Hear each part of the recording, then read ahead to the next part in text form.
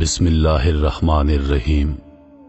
Rohail voice کے تمام دوستوں کو خلوص بھرا سلام۔ میں ہوں روہیل خان اور آپ دیکھ رہے ہیں روہیل وائس چینل۔ بدر کی لڑائی رمضان المبارک 2 ہجری کی 17 تاریخ کو لڑی گئی۔ لڑائی سے پہلے پہلی رات جب کہ آسمان پر 17ویں کا چاند چمک رہا تھا، نبی اکرم صلی اللہ علیہ وسلم نے اللہ کے حضور گڑ گڑا کر دعائیں کی۔ آپ نماز سے فارغ ہو کر اپنے خیمے میں بیٹھ گئے اور اللہ کی نصرت کو آواز دی۔ وہ رات بھی تاریخ کی عجیب رات تھی۔ اہل ایمان عشاء کی نماز کے بعد نوافل، تلاوت، ذکر الہی اور دعا و مناجات میں مشغول تھے۔ کسی کی آواز میں لہن داؤدی کا جادو تھا تو کسی کی آواز ہچکی بن جانے سے لرزاں اور ترساں تھی۔ کوئی سرب و سجود تھا تو کوئی قیام میں کھڑا تھا۔ ہچکیاں بھی تھیں اور سسکیاں بھی، امید بھی تھی اور ایمان بھی۔ دوسری جانب اہل کفر کے خیموں میں اور ہی عالم تھا۔ ضیافتیں، بھنا ہوا گوشت، بادہ و جام، کہکے، اشعار، مزاح، کبر و غرور، خاندانی تفاخر، بہادری کے قصے اور نامعلوم کیا کیا خرافات۔ پیٹ بھر کر کھا چکے تو سراہیوں کے منہ کھل گئے۔ نرم و نازک تھرکتے ہوئے جسموں اور پائل کی جھنکار نے سب کو محصور کر دیا۔ رقص اور موسیقی اور قریش کی بہادری پر مشتمل رزمیہ ترانے اور گانے بجانے والیوں کے ہاتھوں اور آنکھوں کی حرکات و سکنات اور ان کے درمیان بہکے ہوئے نوجوانوں کا غلغپاڑا اور شور و ہنگامہ۔ دونوں جانب کے جنگجو ایک دوسرے سے کتنے مختلف تھے۔ چشم فلک یہ سب دیکھ رہی تھی اور گوش ارض یہ سب سن رہا تھا۔ آسمان کی بلندیوں پر چاند مشرق سے مغرب کی جانب رواں دواں تھا۔ صحرا میں چاندنی پھیلی ہوئی تھی، منظر بے حد دلربا تھا۔ چاند سر پر آیا، رات کا آدھا حصہ بیت چکا تھا۔ اب ہر جانب ہو کا عالم تھا۔ جنوب میں قریش کے خیموں میں تھرکتے ہوئے جسم تھک کر سو گئے۔ جام کو گردش دینے والے خراٹے لے رہے تھے۔ قالینوں پر جگہ جگہ بادہ ساغر اوندے پڑے تھے۔ اونٹ کا بھنا ہوا گوشت اور انگور کی نفیس شراب، اپنی طاقت کا غرور اور قریش کی عظمت اور نخوت کا نشہ، ان سب چیزوں نے اہل خیمہ کو مدہوش کر رکھا تھا۔ دوسری جانب ذرا فاصلے پر شمال میں فاقہ مستوں کے خیموں میں بھی اور رات بھر دعائیں کرنے والے عابدین تھک ہار کر سو گئے۔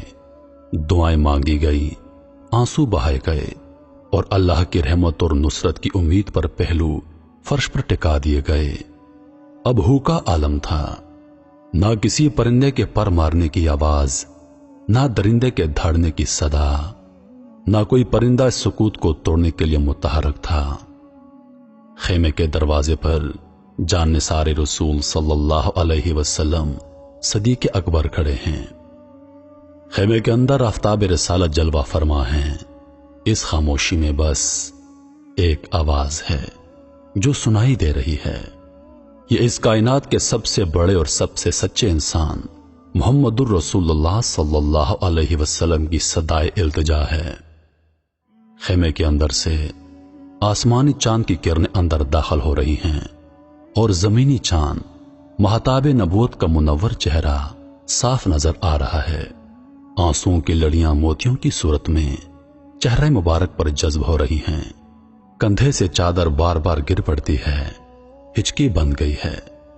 ایسے میں سب سو جائیں تو سو جائیں، مگر ابو بکر کو نیند کیسے آ سکتی ہے؟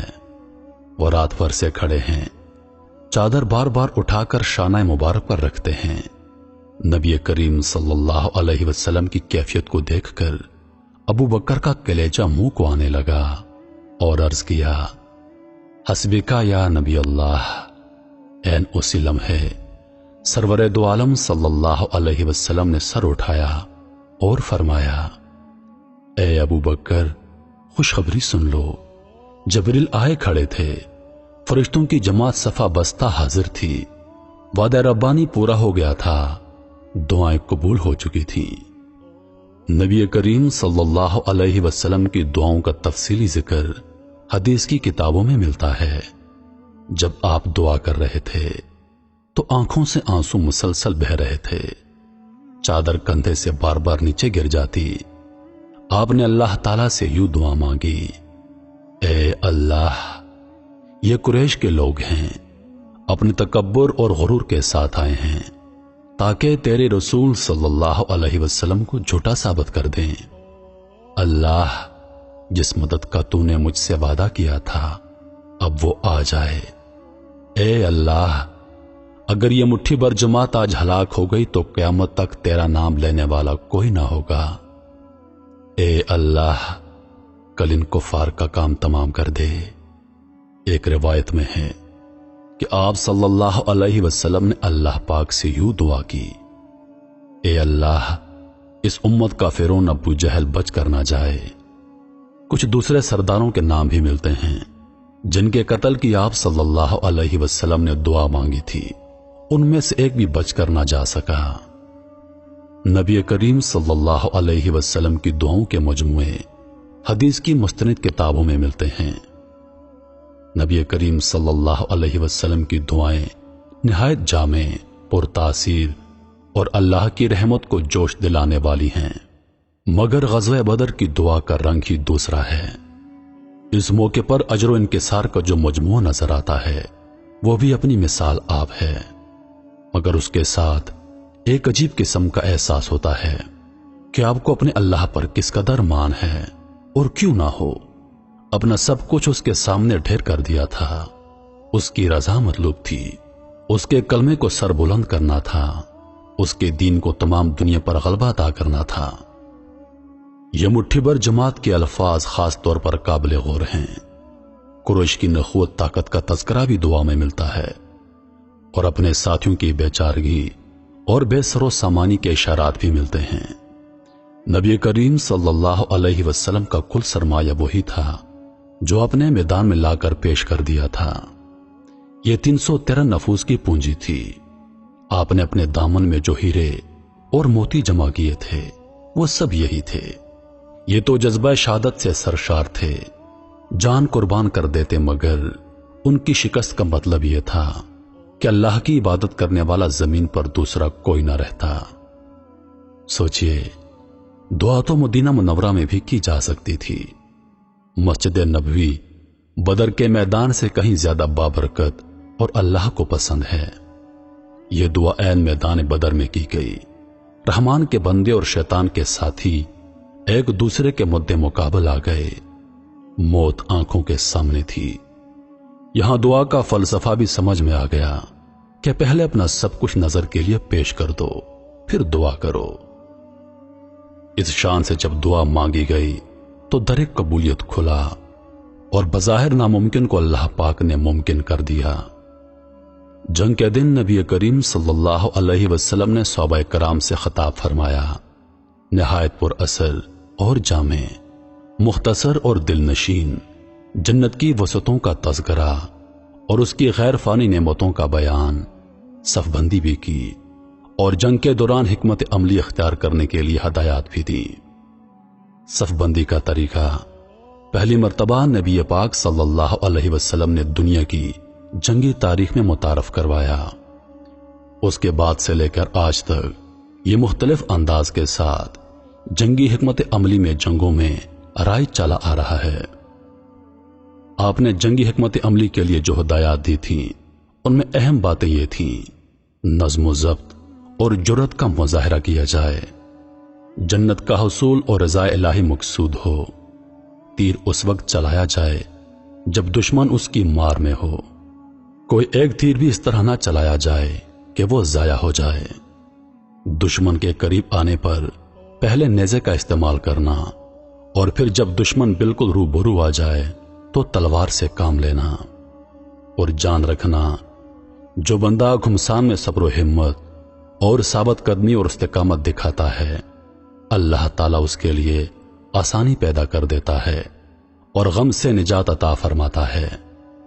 اسلحے اور تعداد کی کمی کے پیش نظر نبی کریم صلی اللہ علیہ وسلم کی یہ ہدایات نہایت مفید جامع اور بہترین حکمت عملی کا حسین مرقع ہیں۔ یہ بات پیش نظر رہنی چاہیے کہ نبی کریم صلی اللہ علیہ وسلم نے اپنے خیمے کو بطور آپریشن روم یا کمانڈ پوسٹ کے استعمال کیا، مگر کچھ لوگ یہ خیال کرتے ہیں کہ آپ عملاً میدان جنگ میں نہیں آئے۔ یہ بات درست نہیں۔ آپ صلی اللہ علیہ وسلم دشمن سے لڑائی کے وقت میدان جنگ میں موجود تھے۔ علامہ ابن کثیر رحمۃ اللہ علیہ نے اپنی معروف تاریخ البدایہ والنہایہ میں سیدنا علی بن ابی طالب کا یہ قول نقل کیا ہے کہ یوم بدر ہم نے دیکھا کہ سخت لڑائی کے وقت نبی کریم صلی اللہ علیہ وسلم ہم میں سے سب سے آگے تھے اور دشمن پر حملہ کر رہے تھے۔ ہم جب بھی اپنے آپ کو مشکل میں پاتے آپ کے سائے میں پناہ لیتے۔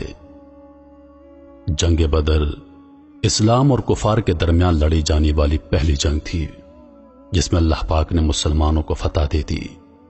اس جنگ میں مسلمانوں کی تعداد 313 تھی اور کفار کی تعداد 1000 جنگجوؤں پر مشتمل تھی، جن کے پاس بہترین گھوڑے، بہترین تلواریں، بہترین ہتھیار اور عرب کے جانے مانے جنگجو شامل تھے، مگر دوسری طرف مسلمانوں کی تعداد صرف 313 تھی۔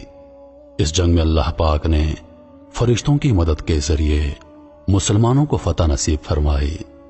72 مسلمان اس جنگ میں شہید ہوئے، جبکہ کفار کے بہت سارے لوگ مارے گئے، جن میں ان کے بڑے بڑے سردار بھی شامل تھے، جن میں سر فہرست ابو جہل ہیں۔